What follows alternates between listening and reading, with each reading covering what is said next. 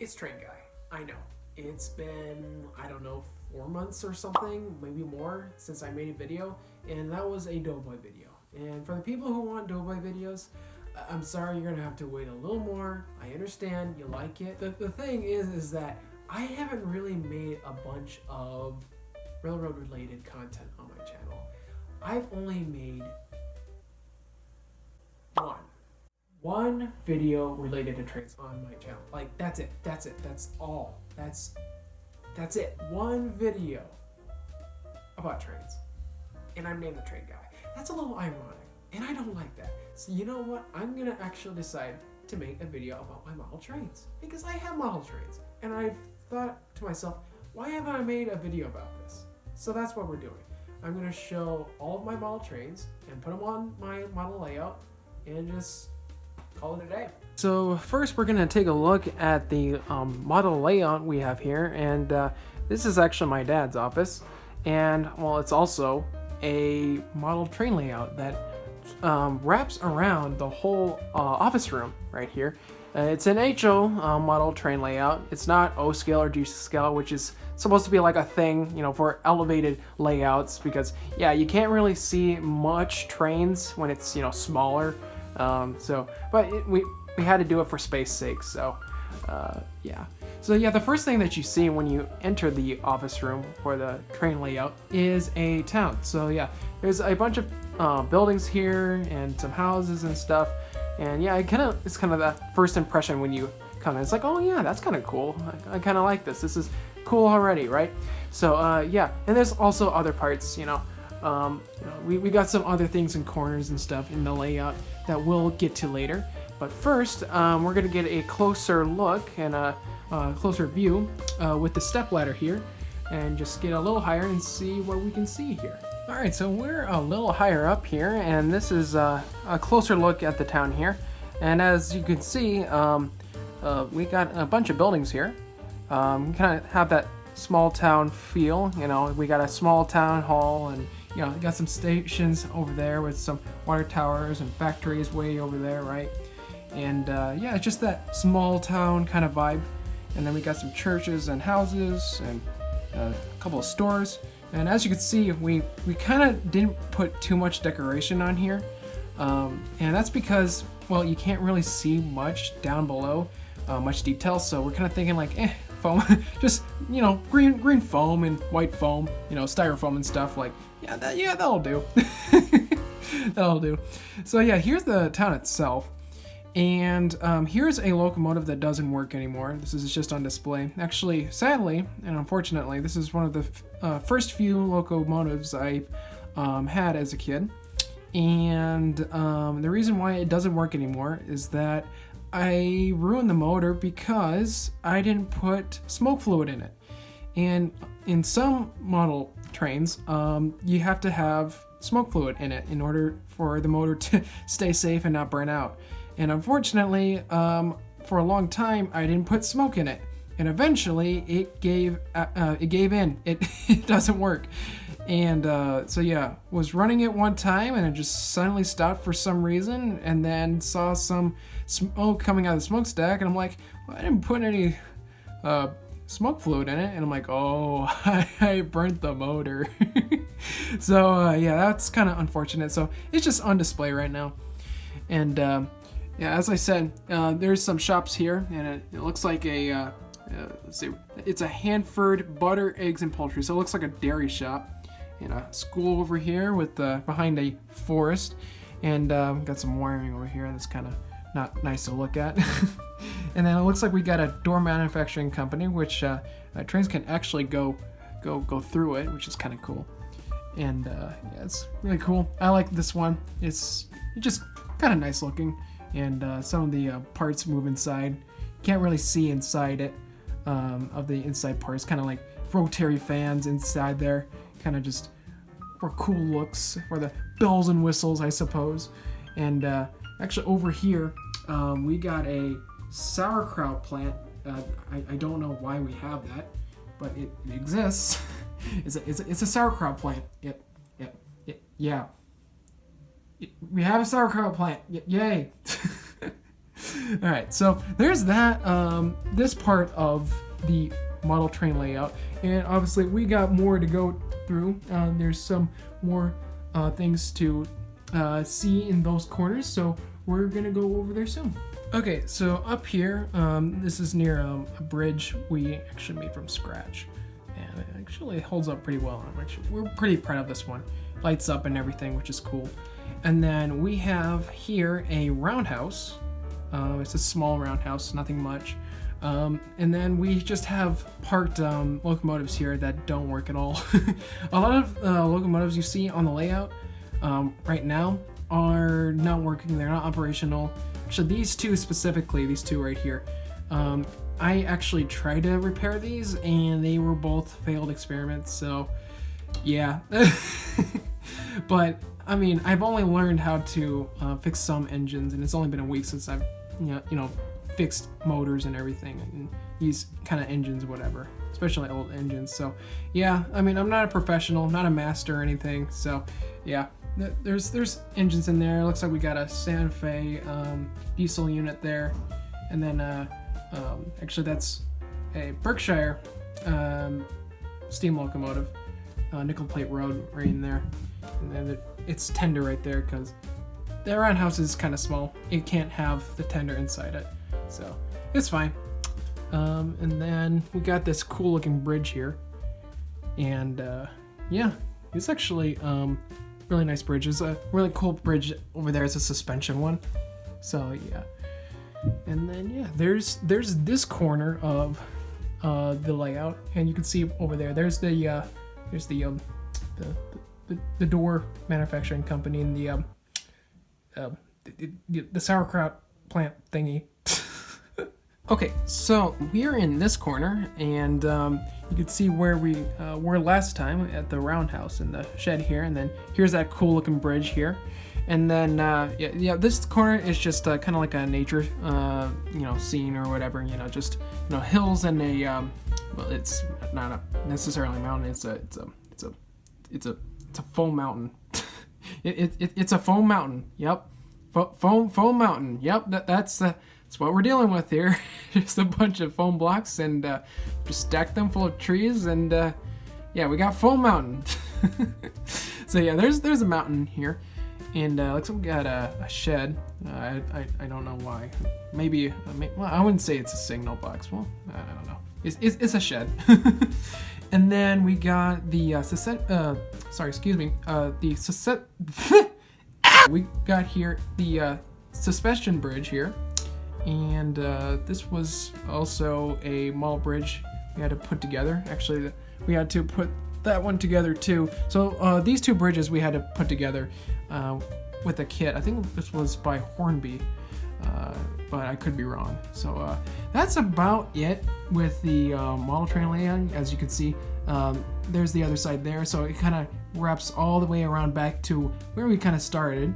And yeah, also I want to show you this. This is the cabinet that we keep our model trains in, and yeah, obviously this is not very organized, but you can see some passenger cars and some freight in there, and we got some nice things on display right here, which is kind of cool, like a Pennsylvania Railroad logo right there. Got an old lamp here, and the transformer right here. We got some old railroad pins and some rocks for some reason, and then we got the sign here. It says "Never but never question the engineer's judgment."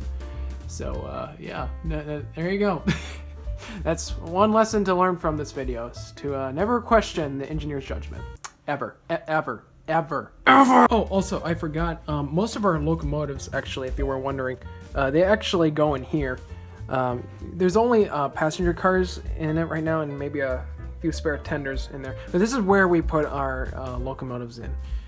So if you were wondering about that, yeah, that's where the locomotives go. Obviously, they're not in here right now because they're right there. As you can see here, I have a collection of all my operating and working locomotives, and I will be talking about every single one of them, and you, the viewer, will be seeing these locomotives out on the layout, as I will be talking about every single one. I will be talking about the history of how I got these, And just, yeah, this is going to be a fun time. All right, so let's talk about the first one here. It's at the front here. And this is a Southern Pacific PA unit engine. And this is from Athearn, the Athearn company. And I didn't have this running actually until now. 3 years ago, I actually bought this at a train show, and the people who were selling it, they said that this was DCC, a DCC locomotive. And for all my life, I've never dealt with DCC locomotives. All these you see right here are not DCC. This is all DC locomotives here. And they claim that this locomotive right here is DCC. I'm like, I don't know how to use that. And I asked, like, does this work like as a DC locomotive? Because I did know that they do work as DC locomotives most of the time. And they said, yeah, sure. And it runs and everything. And I'm like, all right, I'll buy it. And when I put it up on there, it didn't work. And I'm like, is it because DCC?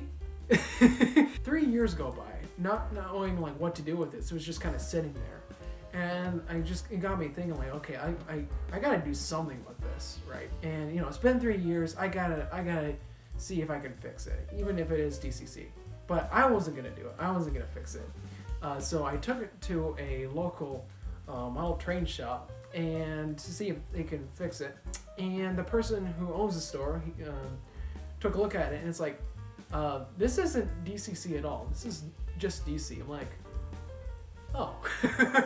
And the only thing that was wrong with it was just that the motor was just moved around and it was just out of place. And we just needed to get back in place, and it ran just like new again. So yeah, that's pretty much the history of this one. And let's move on to the next one. All right, so the next one here is a Milwaukee Road F unit. So this is a diesel locomotive that was made by Bachmann, and actually this is one of the most recent locomotives I've gotten. Actually, I got it this Christmas, actually. So, it's actually a really nice engine, runs well, and it's just a really fine looking engine. It's Milwaukee Road, you can't go wrong with that. So, it's really nice. It's a really nice looking engine, and yeah, it's pretty nice. And as you can see here, if you can see, I have a total of 5 F units. They're not all the same type of F units, but they're F units, and they're all different railroad companies here. So you're going to see a lot of F units coming up. Okay, so again, another F unit. So this is a Pennsylvania F unit, and this was made by Tyco, and I got this at a train show a few years ago as well, and it runs just fine. It hauls a lot of cars, and it's just a really reliable and really nice engine. And I actually use Norfolk and Western passenger cars on this because I don't have Pennsylvania railroad passenger cars, but Norfolk and Western passenger cars work just as fine. So this is a really nice engine to go around my layout because it looks cool. I mean, the maroon and gold on it just looks awesome. So yeah, there's that, the Pennsylvania F unit right here. So we have another F unit. Again, this is only 3 out of 5, and this is a Santa Fe. Now this is one of my first locomotives that I've gotten as a kid, and I've known it since from elementary school. So this is a really special engine to me, just because I've known it for that long. This is another engine from Bachmann and runs pretty well. And actually, that's kind of one thing I've noticed from Bachmann is that recently they've gotten better at making model trains. They weren't really known for making good ones back in the day, back in like the 80s and 90s, but they've really upped their game recently, especially in the century, making locomotives like these. So kudos to Bachmann Trains to making these nice locomotives and having them operate well. And so yeah, this is a locomotive I've known for a long time. So it's really cool. Okay, so what I have here is another F unit locomotive here. It's Union Pacific, and it's also operating just fine, and it's a Bachmann. So kudos to Bachmann again for knowing how to make good F unit engines, I suppose. But it's a really nice engine. I've had it for a long time as well. But not one of my first stuff, but I did have it for a long time. I do have Union Pacific passenger cars that go well with it, so yeah, it's a really nice F unit locomotive here. And then right here we have another in our last F unit locomotives. This was not made by Bachmann, but it is a still reliable locomotive. I think this is also one of my first engines that I've had as a kid, so this also is very important to me. It's a John Deere themed F-unit locomotive, and it looks great, and it's very fast and very strong, and it works well. So I've had it for all this time, and it's been doing good. All right, so moving on from the F-unit engines, which was 5 of those, so you got to deal with those. This is something much smaller. It looks like a Santa Fe shunter. I don't know what company made this, but it said it's from Yugoslavia. It's really reliable. It's strong for its size. The only thing that I kind of complain about with this engine is that it's a little loud. It's very very loud. And so, but no, it's a good and reliable engine. So yeah, there's that one. All right, here we go with another diesel locomotive here, and it is Burlington Northern. I don't know what class, or what type of diesel locomotive this is. I don't know much into diesel locomotive classes and types and all like that. I'm pretty good on steam locomotives, but not exactly for like diesel. So all I can say it's a pretty small Burlington Northern locomotive.